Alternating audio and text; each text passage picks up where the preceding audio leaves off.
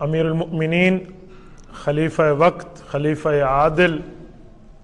رسول اقدس صلی اللہ علیہ وآلہ وسلم کے کاتب الوحی،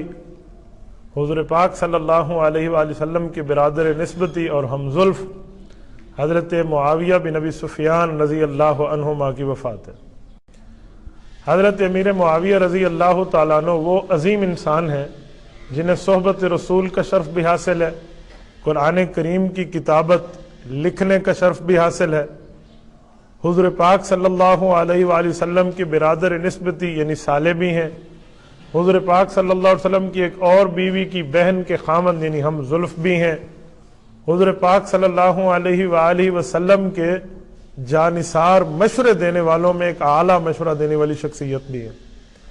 حضرت معاویہ بن ابی سفیان رضی اللہ تعالیٰ عنہ کے ساتھ ہماری تاریخ نے بہت ظلم کیا ہے، جو ہسٹری ہمیں پڑھائی سمجھائی جاتی ہے وہ بہت ظلم کی ہے۔ حضرت معاویہ رضی اللہ تعالیٰ عنہ نے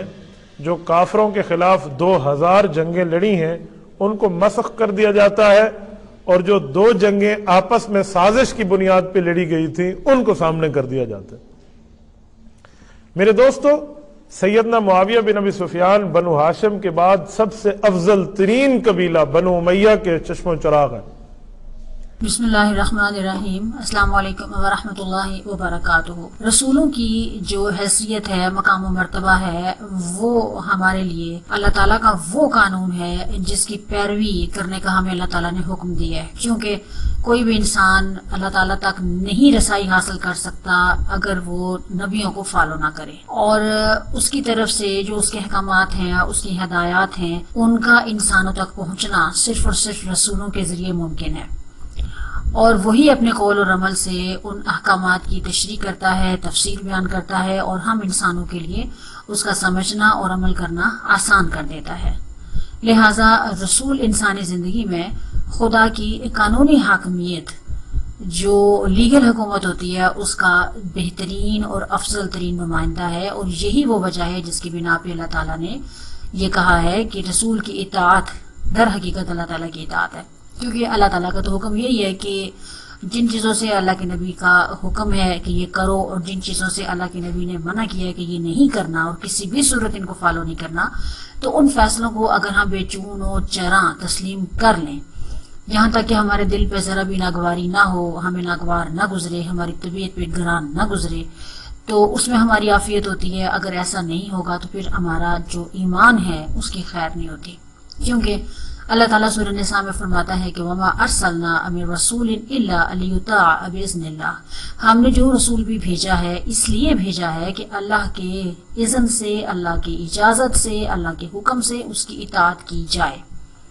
وَمَن يُطِعِ الرَّسُولَ فَقَدْ أَطَاعَ اللَّهَ سورہ نساء کے اندر ہے، اور جس نے رسول کی اطاعت کی اس نے دراصل اللہ کی اطاعت کی۔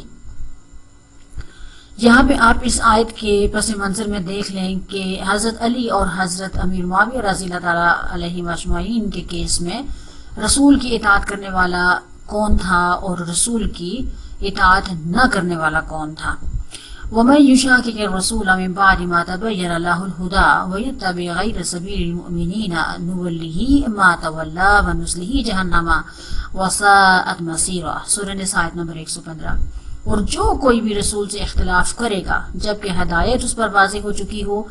اور ایمان لانے والوں کی روش چھوڑ کر دوسری راستے پہ چلے گا، اسے ہم اسی طرف پھیر دیں گے جدھر وہ خود اپنی چوائس سے پھر گیا، اور پھر اس کو جہنم میں جھونک دیں گے، اور وہ بہت برا ٹھکانہ ہے۔ اب آپ اس آیت کے پس منظر میں بھی دیکھ لیں کہ حضرت علی کرم اللہ وجہہ نبی صلی اللہ علیہ وسلم کی گود میں پرورش پانے والے، سب سے پہلے ایمان لانے والے، اور آپ نے صرف پرورش نہیں پائی بلکہ آپ کی جو تربیت کی ہے وہ بھی ابو طالب کی جگہ نبی صلی اللہ علیہ وسلم نے خود کی ہے۔ اور اس کے بعد آپ دیکھیں کہ ابو بکر صدیق کی فرما برداری کرنے والا، عمر فاروق کی فرما برداری کرنے والا، اور حضرت عثمان غنی رضی اللہ تعالیٰ علیہ اجمعین کی فرما برداری کرنے والا جب اسی شورا کے مطابق خلیفہ بنتا ہے، تو ان کے مقابلے میں ایک ایسا شخص جو طلقاء میں سے ہے، اگرچہ طلقاء میں ہونے کے باوجود اللہ تعالیٰ نے ان کو صحابی کا مرتبہ دے دیا، اور وہ لوگ جو ابو سفیان کا خاندان تھا وہ تو اس وجہ سے اسلام قبول کرتا ہے کہ ان کی گردن کاٹ دی جائے گی اگر انہوں نے اسلام قبول نہ کیا. اور ان کے اوپر بھی حضرت عباس رضی اللہ تعالیٰ عنہ جو رسول اللہ کے چچا تھے ان کا زور تھا، ان کی فرینڈشپ تھی، جن کے کہنے کے اوپر انہوں نے کہا کہ اگر اسلام قبول نہیں کرو گے تو گردن ماری جائے گی. تو کوئی چوائس نہ پاتے ہوئے انہوں نے اسلام قبول کیا. تو بعد میں اسلام ان کے اندر ڈائجسٹ نہیں ہوا، نہ ہی ان کے بیٹے کے اندر ڈائجسٹ ہوا، جس کا نتیجہ یہ نکلا کہ حضرت امیر معاویہ رضی اللہ تعالیٰ عنہ نے رسول اللہ کے احکامات سے، ان کے اقوال سے، ان کے افعال سے ٹکر لی، حضرت ابوبکر صدیق سے بھی ٹکر لی، اور حضرت عمر سے ٹکر لی، حضرت عثمان سے ٹکر لی. کیونکہ میں یہ سمجھتی ہوں کہ جو بندہ حضرت علی رضی اللہ تعالیٰ عنہ سے آ کے ٹکراتا ہے اور ان کو غلط ثابت کرنے کے لیے ایڑی چوٹی کا زور لگاتا ہے، تو وہ در حقیقت جو پچھلے 5 لوگ تھے، رسول اللہ، ابوبکر، عمر، عثمان، ان کے ان طریقوں پہ جن پہ وہ چلتے رہے ہیں، وہ ان سے براہ راست ٹکرا رہا ہے. کیونکہ اگر آپ یہ کہتے ہیں کہ امیر معاویہ درست ہیں اور ان کو درست ثابت کرنے کے لیے آپ مختلف ہیلے، بہانے، الفاظ کا ہیر پھیر، توڑ موڑ کر کے ایسے جواز اور ایسے بہانے تلاش کرتے ہیں جس سے آپ کی نظر میں امیر معاویہ سچے اور مومن آدمی ثابت ہو جائیں اور افضل ترین صحابہ میں ان کا شمار ہو جائے، اور وہ اولین جو سابقون الاولین تھے ان سے بھی بہتر ہو جائیں، بدر والوں سے بہتر ہو جائیں، احد اور خندق حدیبیہ والوں سے بھی بہتر ہو جائیں، تو آپ ایسا کر سکتے ہیں. کیونکہ جب آپ نے یہ طے کر لیا ہے کہ آپ نے امیر معاویہ کے لیے جنتوں کے اندر وہ مقام، ان کو مقام و مرتبے پہ فائز کرنا ہے جہاں پہ اللہ تعالیٰ بھی شاید ان کو فائز نہ کرے، تو آپ اگر اس چیز کے اوپر تل گئے ہیں تو ٹھیک ہے، آپ اس کو کریں. لیکن قرآن پاک کی آیات ہمیں یہ بتاتی ہیں کہ وہ لوگ جو دوسرے راستے پہ چلتے ہیں ایمان والوں کے راستوں کو چھوڑ کے، تو ایمان والے اللہ کے نبی تھے، ابوبکر، عمر، عثمان تھے، علی تھے، تو پھر اللہ تعالیٰ یہ بھی کہتا ہے کہ ہم ان کو اسی طرف پھیر دیں گے جدھر وہ اپنی پسند سے، اپنی چوائس سے، اپنی خواہشات نفسانیہ سے وہ پھیرا، پھر اس کو جہنم میں جھونکیں گے، اور وہ بہت برا ٹھکانہ ہے. اور کہیں پہ بھی اللہ تعالیٰ نے چند معاملات کو یا چند آیات کو چھوڑ کے ایسا نہیں کہا ہے کہ صحابی جو ہے وہ اس سے مستثنا ہے. اگر صحابی مستثنا ہوتے تو وہ صحابی رسول جو رسول اللہ کا غلام بھی تھا اور جن کے بارے میں صحابہ کرام نے بڑھ چڑھ کے اس چیز کا اصرار کیا کہ وہ جنت میں جنتی ہیں، تو اللہ کے نبی نے کہا کہ وہ جنتی نہیں ہے بلکہ مال غنیمت میں سے صرف ایک چادر چرانے کی غرض سے. اور آپ بلیو کریں کہ اس وقت جو مسلمانوں کے جو اکنامکلی حالات تھے اس کے مطابق اگر آج ہم اس کو جسٹیفائی کریں تو ہم کہیں گے کہ وہ جی کوئی گناہ نہیں تھا، لیگل تھا، اس لیے کہ وہ بہت غریب تھے، تو ایسے ہم جواز تلاش کریں گے. لیکن نبی صلی اللہ علیہ وسلم کے نزدیک چادر چاہے وہ پھٹی پرانی کیوں نہ ہو، وہ جرم تھا اور وہ گناہ تھا کہ مال غنیمت کی تقسیم سے پہلے کوئی اس میں سے کچھ بھی لے. تو بعد میں جب پتہ چل گیا کہ ایک چادر چھپانے یا چرانے کے جرم میں اللہ تعالیٰ نے ان کو وہ چادر جہنم کی بنا کے ان کے اوپر اڑا دی ہے، تو پھر صحابہ کرام نے اگر ایک گچھا چھوٹا سارا مٹھی بھر بھی اگر اون بھیڑ کی اور اونٹ کی لی تھی کہ ہم اس کا دھاگا بنا کے اپنے کوئی ٹوٹے پھوٹے کپڑے سلائی کر لیں گے، پھٹے پرانی چیزیں سلائی کر لیں گے، تو وہ بھی انہوں نے لا کے مال غنیمت کے ڈھیر میں شامل کر دی. کیونکہ صحابہ کرام کا یہ ایمان تھا اس وقت کے صحابہ کرام کا کہ ہم اس برابر بھی جہنم کی آگ برداشت نہیں کر سکتے. تو ہم یہ پھر سوچ لیں کہ اگر اس صحابی رسول کو کفایت نہیں کی یہ چیز کہ وہ صحابی رسول ہیں اور اللہ تعالیٰ نے ان کو جہنم کی چادر اڑا دی، تو پھر آپ معاویہ کے بارے میں کیا گمان رکھتے ہیں کہ وہ بندہ جو بائی چوائس مسلمان نہیں ہوتا، اپنی گردن بچانے کے ڈر سے ہوتا ہے، پھر جیسے ہی آتے ہیں چونکہ انہیں پتا تھا کہ، اور اس وقت میں ایک چیز اور بھی تھی کہ ابھی ابو بکر کے زمانے کے جو لوگ تھے، کافی صحابہ کرام جو رسول اللہ کے ٹرینڈ تھے وہ زندہ تھے. پھر عمر فاروق کی طبیعت کا جو سخت پن تھا اور جو فیصلہ کن تھا اور جو دور اندیشی تھی وہ بھی اپنی جگہ پہ مسلم تھی. تو ابو بکر اور عمر کے دور میں تو ان لوگوں کو اپنی چالیں چلنے کا موقع نہیں ملا. لیکن جیسے ہی حضرت عثمان غنی رضی اللہ تعالیٰ علیہ مجمعین آتے ہیں، ان کی حکومت آتی ہے یا ان کی خلافت کا آغاز ہوتا ہے، تو ان کے پاس بہت ساری اب ایسے آپشن پیدا ہو گئے تھے کہ وہ ان کے خاندان کے ہیں، ان کے قبیلے کے ہیں، تو ایک وہ سافٹ نرم گوشہ آپ کہہ لیں وہ رکھتے تھے اپنے خاندان اور فیملی کے بارے میں. تو پھر ہم نے دیکھا کہ تمام کے تمام جو عہدے تھے، چاہے وہ چھوٹے ہوں چاہے بڑے ہوں، وہاں پہ بنو امیہ کے لوگ جو تھے وہ ایک فرمانروا کی حیثیت سے یا حکمرانوں کی حیثیت سے آگے، یہاں تک کہ انہوں نے صاحب بن ابی وقاص جیسے جید صحابی رسول کو بھی نہیں چھوڑا اور ان کو بھی اتار کے حضرت عثمان غنی کے جو اسٹیپ بردر تھے ولید بن عقبہ، ان کو وہاں پہ فائز کروا دیا. ان شارٹ بات کرنے کا مقصد یہ ہے کہ ہمارے خواہش رکھنے سے یا پسند کرنے سے اللہ تعالیٰ نے امیر معاویہ کو نہیں مقام و مرتبہ دینا، اور صحابی رسول ہونا ان کو کفایت نہیں کرتا جب کہ وہ رسول اللہ کی محنتوں کو پانی پھیر دیں۔ ابو بکر نے جو مرتدین کے خلاف جہاد کیے، حضرت عثمان غنی جو قادسیہ تک لے آئے مسلمانوں کو، تمام ان چیزوں کو آپ جسٹیفائی کسی طور سے نہیں کر سکتے، جتنا چاہے آپ زور لگا لیں کہ حضرت علی رضی اللہ تعالیٰ عنہ جو تھے وہ بالکل قرآن اور شریعہ کے مطابق چل رہے تھے، اور ان کے خلاف حضرت عثمان غنی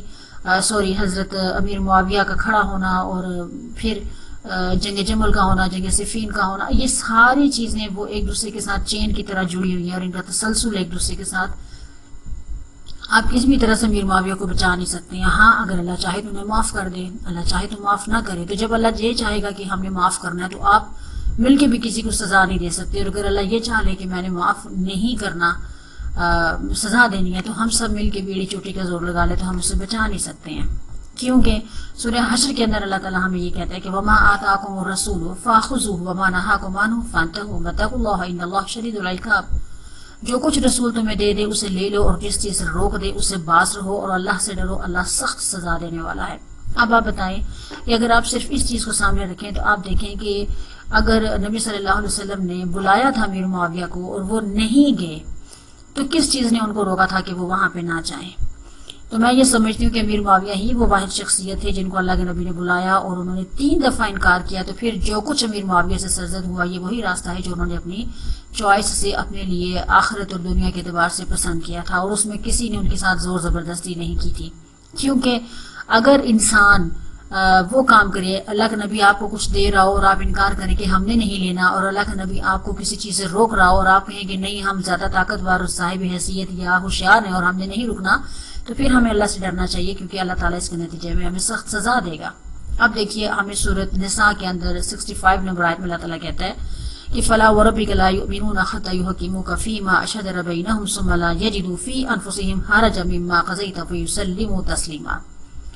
بس نہیں ہے تیرے رب کی قسم، وہ ہرگز مومن نہیں ہوں گے جب تک کہ اے نبی وہ تجھے اپنے باہمی اختلافات میں فیصلہ کرنے والا نہ مان لیں،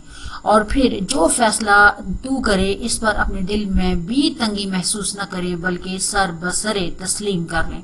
اب یہ اتنی امپورٹنٹ آیت ہے، سبھی امپورٹنٹ ہوتی ہیں لیکن موقع کے مطابق یہ میرے نزدیک بہت امپورٹنٹ ہے، کیونکہ اب اس اگر آیت کے نقطہ نظر سے حضرت امیر معاویہ رضی اللہ تعالیٰ عنہ کے کردار کو دیکھیں، اب بھول جائیں کہ انہوں نے بہت بڑا علاقہ بعد میں فتح کیا تھا، ان کے یہ کارنامے ہیں، ان کو وہ کارنامے ہیں، ان کے وہ کارنامے کوئی حیثیت نہیں رکھتے، جب کہ انہوں نے رسول اللہ کی نبوت کے نتیجے میں جو انہوں نے ایک سلطنت کھڑی کی تھی، ایک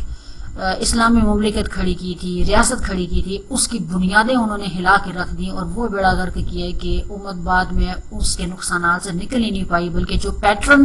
امیر معاویہ نے سیٹ کیا تھا وہ اس سے بدترین ہوتے چلے گئے۔ تو اللہ تعالیٰ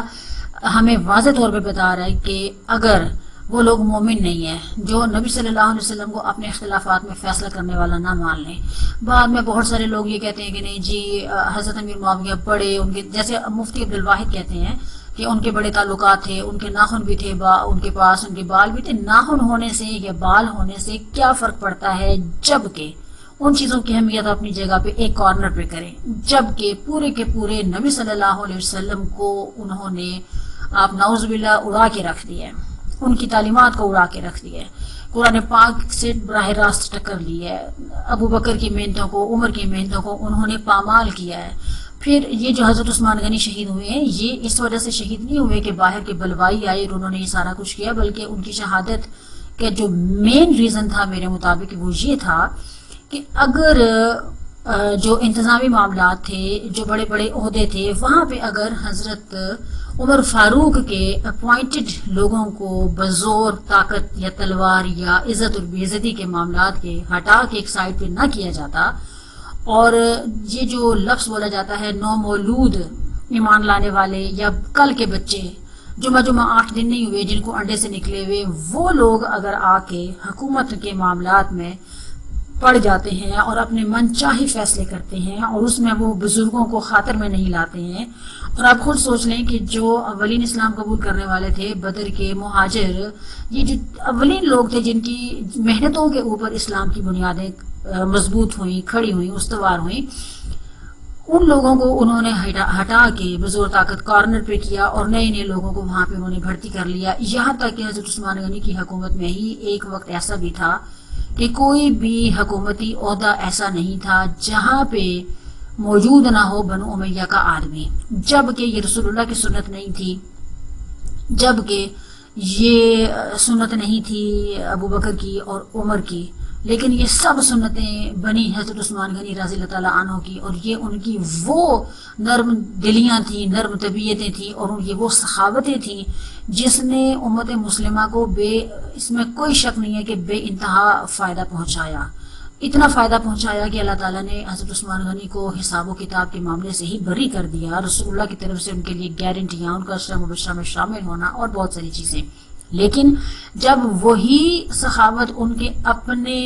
नौमौलूद अंडों से निकले हुए बच्चों के ऊपर हुई और उन्हें वजारतें उनकी मनचाही दी गई और उन लोगों को वापस लाया गया जिनको नबी सल्लल्लाहु अलैहि वसल्लम ने किक आउट किया था, तो उसके नतीजे में फिर उनकी शहादत तो यकीनी थी, क्योंकि यही लोग वजह बने थे बाहर वाले बलवाइयों के अंदर आने के, मामलात नौमौलूद बच्चों के हाथ में जाने की वजह से ऐसे फैसले हुए, ऐसी चीजें वहां पे होना शुरू हो गई जो दूरअंदेशी का सबब नहीं थी, दूर रस नताइज की वो हामिल नहीं थी। नतीजा फिर उस्मान गनी की शहादत का था, और इसमें कोई दूसरी राय नहीं है कि उस्मान गनी को शहीद करने वाले भी बनु उमैया के जाती अपने लोग थे, क्योंकि बिलाहर ऐसी चीजें जब आप करते हैं बाहर वालों को अंदर ले आती हैं, खुद गद्दारी करते हैं, मामलात अपने कंट्रोल से आपके बाहर हो जाते हैं, तो फिर ये चीजें होती हैं। लेकिन बाद में जब हजरत अमीर मुआविया खड़े हो गए हजरत अली रज़ी अल्लाह तआला अन्हु के खिलाफ, तो फिर यूं समझ लीजिए कि ताबूत के अंदर बनु उमैया ने आखिरी कील भी ठोंक दी हजरत अली रज़ी अल्लाह तआला अन्हु से मुकाबला करके। तो एक वाज़ेह चीज़ है कि जब नबी सल्लल्लाहु अलैहि वसल्लम हमें मौजूद नहीं है, लेकिन कुरान और सुन्नत रसूल हमें मौजूद है, और अगर हम उसके मुताबिक फैसले नहीं करेंगे और अगर वो फैसले हमारी पसंद के मुताबिक ना हो और हमें उसमें तकलीफ हो कि ये हमारी चॉइस के मुताबिक नहीं है, ये हमें ये इजी नहीं लगता इनके ऊपर अमल करना, तो फिर हमें सोच लेना चाहिए कि हमारी आखिरत का हिसाब किताब अल्लाह के यहाँ क्या है। अपना बहुत सारा ख्याल रखिएगा, और इन मुफ्तियों या इन मौलवियों के चक्कर में बिल्कुल मत आए। आप किताबों को हाथ में उठाएं, कुरान पाक को हाथ में उठाएं, तो आपको पता चलेगा कि ये हमारे लिए क्या है। बहुत बहुत शुक्रिया। अल्लाह हाफिज।